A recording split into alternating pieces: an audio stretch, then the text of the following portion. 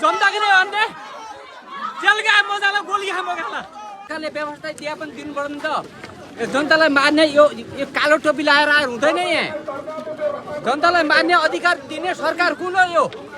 यो सरकारलाई आगो लगाउने यो मेयरलाई आगो लगाउने हो एक नम्बरमा मेयरको घर आगो लाग्छ मेयरको घर आगो नलाग्दैसम्म काम छैन सर्वोच्च अदालतले निर्णय गरिसक्यो अब सर हामी गोली खाप्छौँ हामी कपडा च्यात्तर गोली दिन्छौँ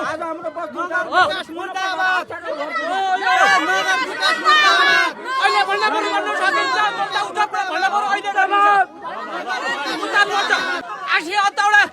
क्या छन् भाला खुकुरीहरू ल्याऊ यसलाई अलि उडाउनुपर्छ यसको माइक उठाल्नुपर्छ पहिला जनताको नै अन्डे जेल गए मजाले गोली खाम गाला एगो माइक फुटालौँ पहिला हो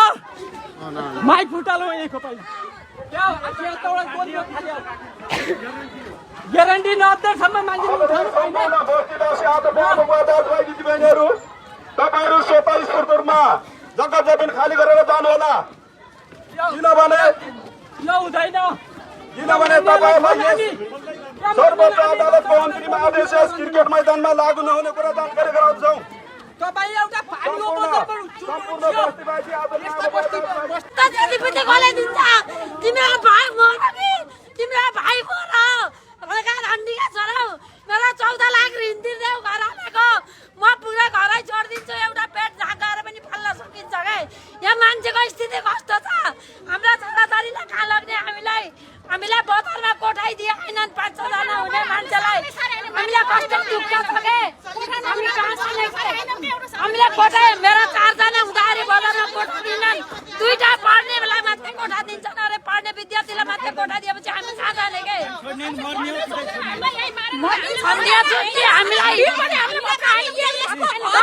बालन सरकार एसटी आमाको पोइ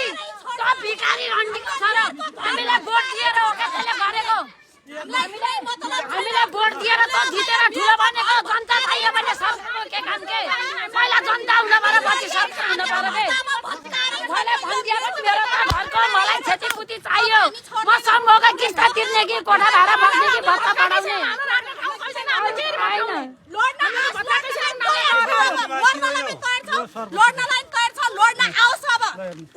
हाम्रो समूहको हामीलाई ऋण तानेर घर ल्याम समूहको ऋण तिर्दिएपछि हामी निक्लिरहन्छौँ के एउटा जहिले पेट जागाएर पनि पाल्न सकिन्छ